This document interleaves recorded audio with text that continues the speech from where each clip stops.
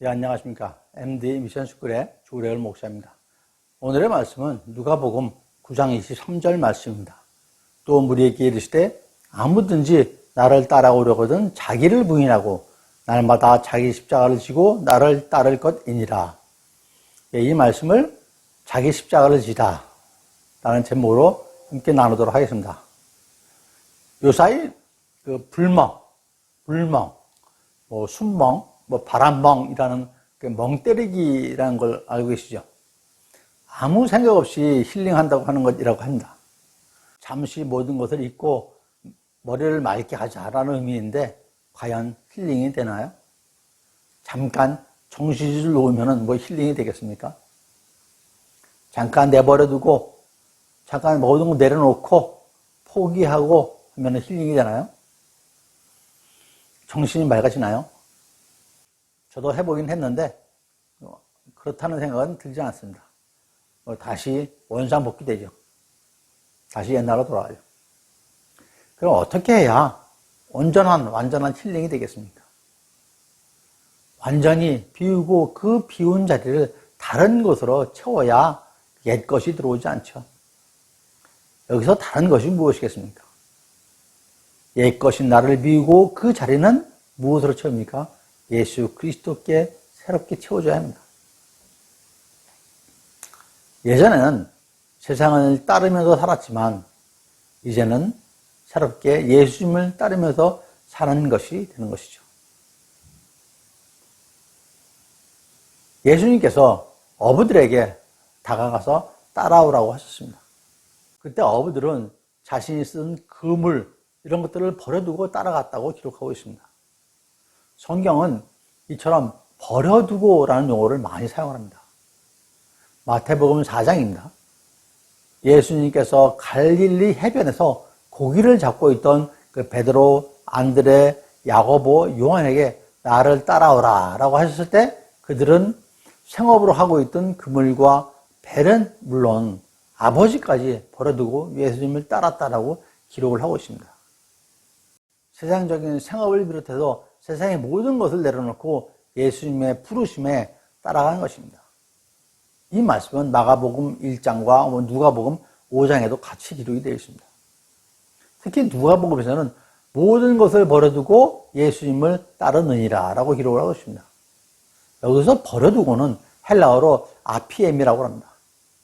떠나다, 따로 내놓다, 또 버리다, 포기하다 이런 의미를 담고 있습니다.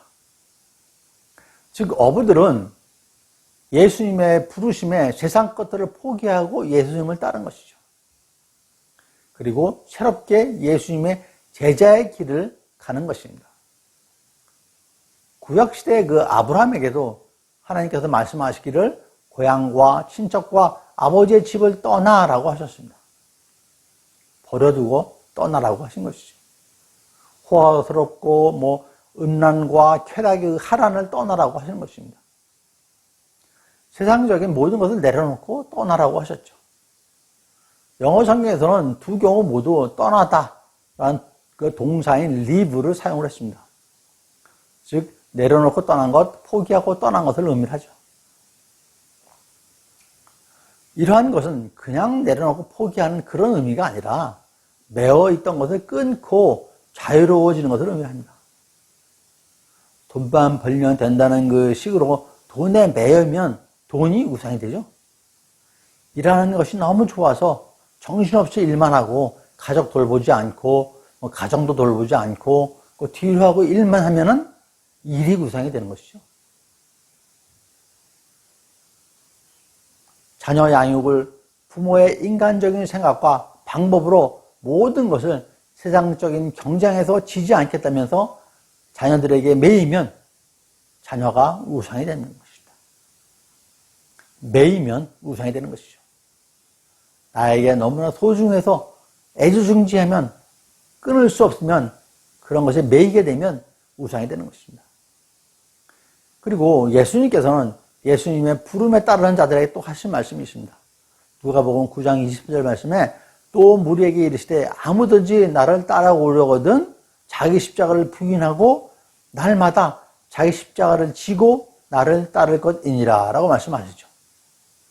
이어서 14장 27절에서 누구든지 자기 십자가를 지고 나를 따르지 않는 자도 능히 내 제자가 되지 못하리라고 말씀하십니다. 여러분, 예수님을 따르는 자들, 예수님이 제자가 되려 하는 자들은 세상 것을 버려두고 예수님을 따라왔습니다. 세상 것을 다 내려놓고 따라왔던 것이죠. 옛 것을 버리고, 옛 것을 벗어버리고 새 것으로 갈아입었습니다. 본문 말씀에서 예수님은 당신의 십자가를 지고 우리들에게 예수님의 십자가가 아닌 각각 자기 십자가를 지고 나를 따르라고 하셨습니다. 예수님께서 자기 십자가를 지사라고 하셨는데, 그러면 여기서 자기 십자가가 무엇일까요? 예수님의 십자가와 우리의 십자가는 완전히 다른 십자가입니다. 어떻게 다를까요? 예수님의 십자가는 의인의 십자가, 대속의 십자가, 속죄의 십자가입니다. 하지만 우리의 십자가는 나의 죄로 내가 지는 십자가, 나 자신의 십자가입니다. 예수님을 따르는데 우리 스스로 감당해야 할 것들이죠. 오늘은 예수님께서 말씀하시는 자기 십자가에 대해서 좀 알아보도록 하겠습니다. 첫 번째로 자기 십자가는 내려놓음의 십자가입니다. 예수님께서 당신의 십자가에 자신을 못 박았듯이 우리는 자신의 십자가에, 내 십자가에 못을 박아야 합니다. 하지만 예수님은 의인이며 죄가 전혀 없으시죠. 반면에 우리는 의인도 아니고 죄악 속에 매여 있습니다. 예수님은 우리 인간을 위하여 대신 십자가에 못 박히셨지만 우리는 다른 사람을 위하여 십자가에 못 박히지 않습니다. 다른 십자가에, 다른 사람을 위해서 십자가에 우리는 죽지 않습니다. 자기 십자가는 나를 죽이는 것입니다. 내 십자가에 나를 못 박는 것이죠. 성경에서 몇 가지 사례를 보도록 하겠습니다. 무엇보다도 아브라함과 그 외아들 이삭을 말씀드리지 않을 수 없습니다. 하나님께서 아브라함에게 당신이 주신 외아들을 번제물로 바치라고 그랬죠. 그 말씀을 듣고 아브라함은 아무 불평 불만 없이 순종하였습니다.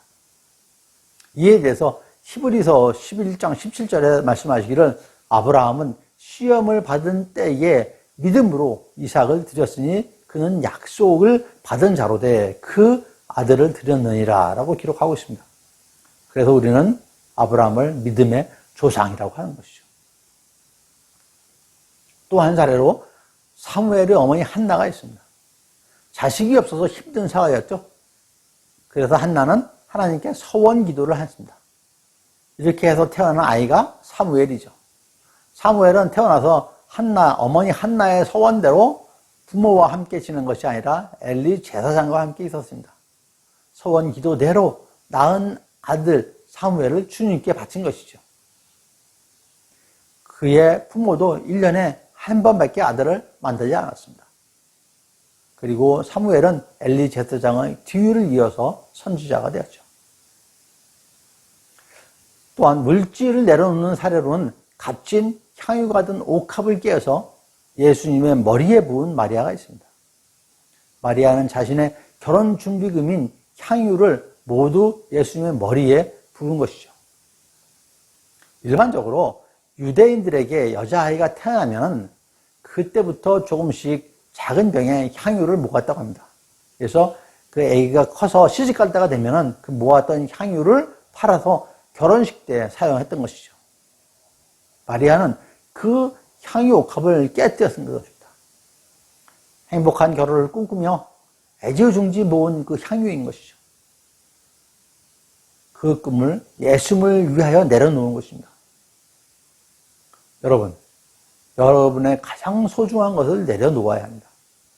자기 십자가를 지라고 하시는 것은 가장 소중한 것을 십자가에 못 박으라고 하시는 것입니다. 십자가에 내려놓으라고 하시는 것이죠. 십자가에 내려놓고 하나님께 맡기고 또 하나님께 드리라고 하는 것입니다. 그러면 하나님께서 하십니다. 하나님께서 책임져 주십니다. 제가 내려놓음에 믿음이 없던 그런 지금부터 한 20년이 넘었죠. 제 외아들이 중학교 2학년 때 홀로 미국으로 유학을 떠났습니다. 제가 제안을 했고 아들이 일주일 동안 기도를 하더니 유학 가겠다고 해서 떠나게 됐습니다. 당시에 그 기러기 아빠가 상당히 많았습니다. 저희 부부는 아들을 홀로 기숙사에 지내게 했죠. 제가 직장 생활을 하고 있었기 때문에 그 아들을 혼자 보낼 수밖에 없었습니다. 제 아내도 제 아들보다는 저하고 있겠다고. 그래서 아들은 기숙사에서 생활을 하겠습니다. 제가 직장 생활을 하니까 아들을 자주 볼 수가 없죠. 사업하시는 분들은 이런저런 명목으로 가서 자녀들을 보고 그럴 텐데 저는 직장에 매여 있으니까 그렇게 할 수가 없었죠. 보낸 아들을 위해서 아내와 저는 매일 새벽 기도를 하면서 주님께 내려놓는 시간을 보냈습니다. 당시 주변에서는 제 아내에게 용감하다라고까지 말씀을 했습니다. 아들을 어떻게 혼자 보내냐고, 외국에. 조기 유학에 대해서 안 좋은 그런 사례들이 매스컴에서 계속 방영됐던 시대였습니다. 아들은 미국에서 대학 졸업하고 결혼해서 미국에서 살고 자녀도 셋이 있습니다. 그동안 아들의 삶은 하나님의 은혜요, 하나님께서 책임져 주신 것이죠. 저희 부부와 아들네는 항상 주님께 감사하는 마음으로 지내고 있습니다. 여러분, 하나님께서는 메인 끈을 풀라고 하십니다. 앞서 말씀드린 것 중에서 하나님께서 끈을 끊으신 것이 있나요? 이삭은 어떻게 됐습니까? 아브라함의 외아들인 이삭을 제물로 올릴 때 멈추라고 하셨죠? 그리고 하시는 말씀이 내가 이제야 내가 하나님을 경외하는 줄 아노라라고 말씀하십니다. 자신의 결혼 준비금인 향유 옥합을 깨고 예수님의 머리에 부은 마리아는 어떻게 됐나요? 예수님께서 그 마리아에게 좋은 일을 하였다라고 칭찬을 합니다. 여러분, 메인 끈을 내려놓으십시오. 예수님의 제자가 되는데 애지중지하는 것과 함께 할 수가 없죠. 성경에서도 말씀하셨죠. 마태복음 6장 24절 말씀에 너희가 하나님과 재물을 겸하여 섬기지 못하느니라 라고 했습니다. 여러분은 어느 쪽에 묶이겠습니까? 하나님께 묶이겠습니까? 세상 것에 묶이겠습니까? 어느 쪽을 내려놓으시겠습니까? 그 답은 너무나도 잘 알고 계실 것입니다. 내려놓으면 하나님께서 책임져 주시고 그리고 그 가시는 길을 축복하여 주실 것입니다. 그러한 축복을 누리시는 여러분 모두가 되시기를 축원드립니다. 두 번째로 자기 십자가는 낮아짐의 십자가입니다. 빌립보서 2장 8절 말씀에 사람의 모양으로 나타나사 자기를 낮추시고 죽기까지 복종하셨으니 곧 십자가에 죽으심이라 라고 하셨습니다.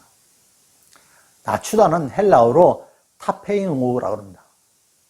겸손하다의 의미를 함께 포함을 하고 있죠.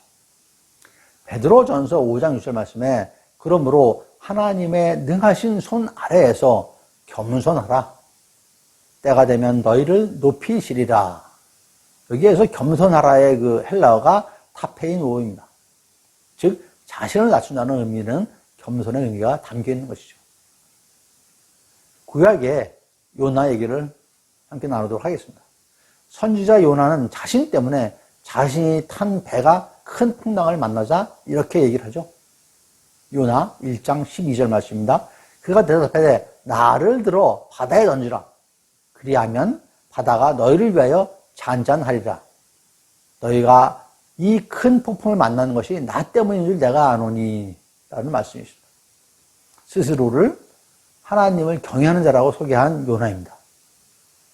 요나가 하나님의 뜻에 합당하지 않은 자신의 행동으로 다른 사람이 다칠까봐 하나님께 순종하며 겸손히 스스로를 내려놓고 하나님께 순종하는 것이죠.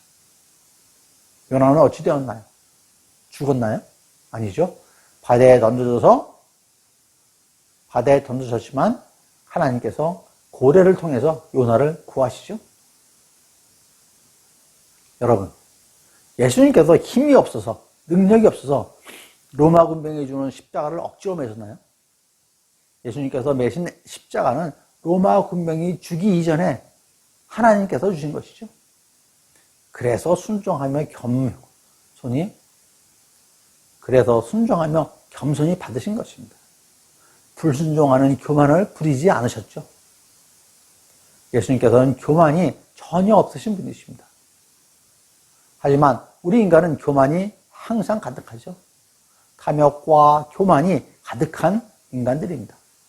그래서 교만을 십자가에 못 박으라고 하시는 것이죠. 나의 교만을 십자가에 못 박아야 합니다. 제가 대학 교수로 은퇴를 이제 앞두고 주님께 은퇴 후에도 시간 장사라도 교전에 설 수 있게 해달라고 기도를 하고 있었던 때에 주님께서 하시는 말씀이 있었습니다. 그러면 너는 내 일은 언제 하려고 그러느냐? 라는 음성을 들었습니다. 저는 그때 다소 놀랐지만 순종하겠다는 마음을 먹었습니다. 직장인에서 교수가 되고 신학 공부를 해서 목사 안수도 받고 말씀을 전하는 이 길이 주님의 일 하라고 목사로 세우셨는데 어찌 보면 당연하다고 생각이 들었습니다. 제가 걸어온 길은 주님께서 계획하신 그 자리로 그동안 선한 길로 인도하여 주신 하나님께 감사드릴 뿐입니다. 교만은 잘난 체하고 뽐내고 건방진 것이라는 의미가 있습니다. 잠언 16장 18절에 교만은 패망의 선봉이요 거만한 마음은 넘어짐의 앞잡이니라라고 말씀하시죠. 또 8장 13절에서 여호와를 경외하는 것은 악을 미워하는 것이라 나는 교만과 거만과 악한 행실과 패역한 입을 미워하느니라 라고 말씀하셨습니다. 또한 18장 12절 말씀에 잘 알고 계신 말씀입니다. 사람의 마음의 교만은 멸망의 선봉이요 겸손은 존귀의 길잡이니라 라고 하셨습니다. 이렇듯 교만은 미련한 것이고 멸망의 선봉이며 죄라고 하십니다. 교만을 십자가에 못 박으라고 하시는 것이죠. 그러면 교만을 십자가에 못 박는 방법이 무엇일까요? 인정하는 것입니다. 하나님을 온전히 인정하고 순종하는 것이죠. 빌립보서 2장 8절 말씀에 사람의 모양으로 나타나서 자기를 낮추시고 죽기까지 복종하셨으니 곧 십자가에 죽으심이라고 했습니다. 예수님께서 오셔서 자기를 낮추시고 죽음에 이르도록 복종을 하셨던 것이죠. 자기를 낮추고 그분의 주권과 능력을 인정하며 순종하며 나아가는 것이죠. 나의 의지와 나의 뜻을 이루려는 교만을 십자가에 못 박고 겸손과 순종으로 나아가는 것입니다. 이러한 겸손과 순종의 축복이 여러분 모두에게 넘치시기를 축원드립니다. 세 번째로 자기 십자가는 고난의 십자가입니다. 여러분 베드로전서 4장 13절 말씀 오히려 너희가 그리스도의 고난에 참여하는 것으로 즐거워하라라는 말씀이 있습니다. 그리스도의 고난이라고 그러는데 과연 그리스도의 고난이 무엇일까요?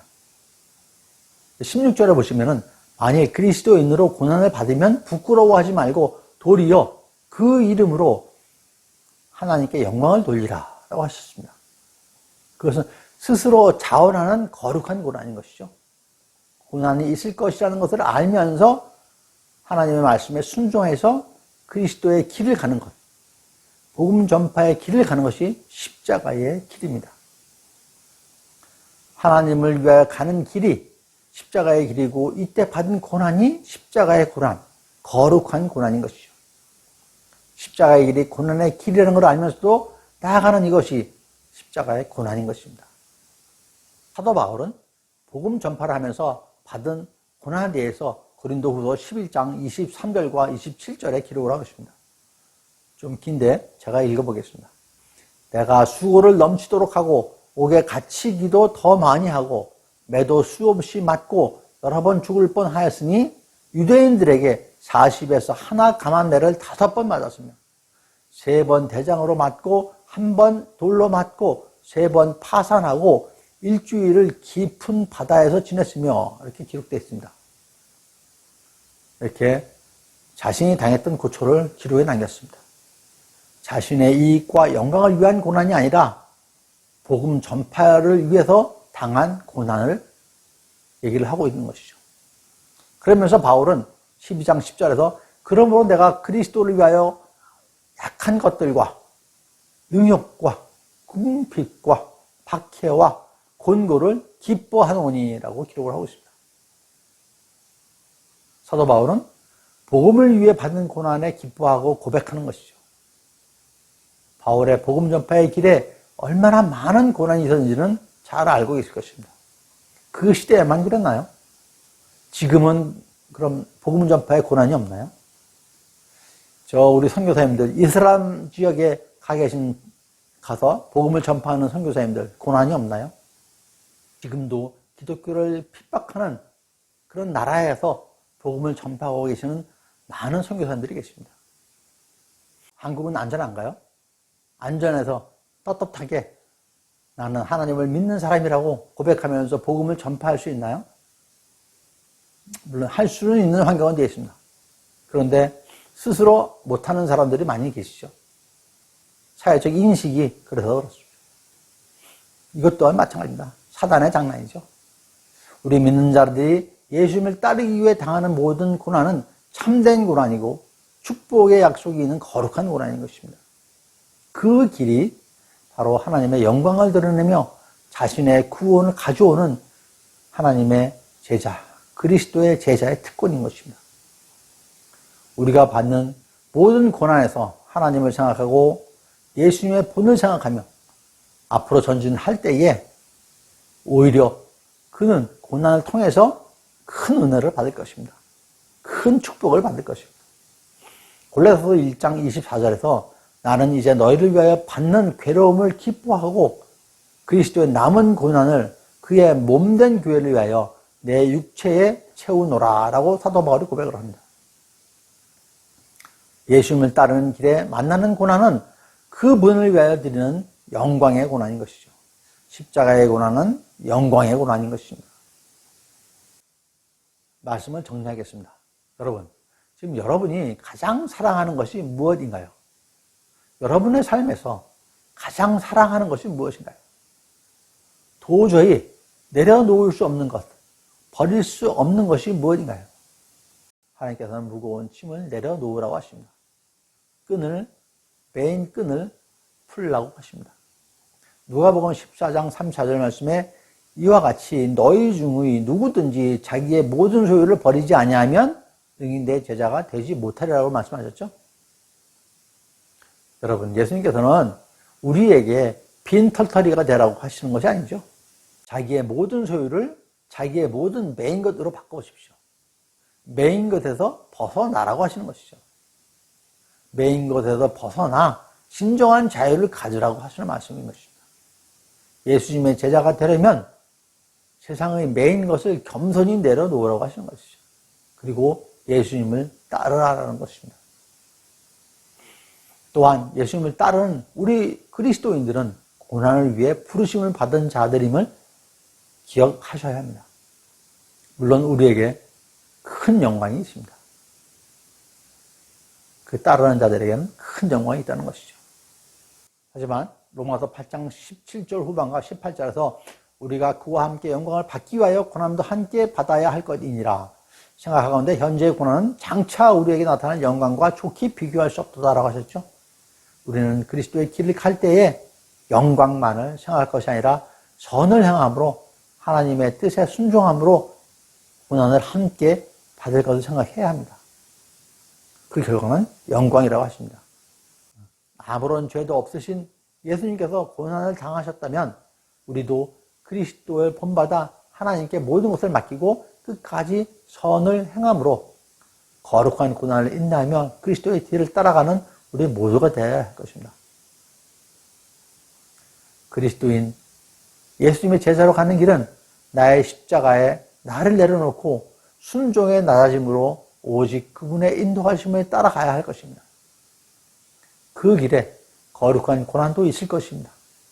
그 고난의 시간에 나도 예수님의 제자로구나 라고 느끼시는 또 그러한 기쁨을 맛보시는 그런 여러분 모두가 되시기를 축원드립니다. 예, 감사합니다. MD 미션 스쿨의 조래을 목사였습니다.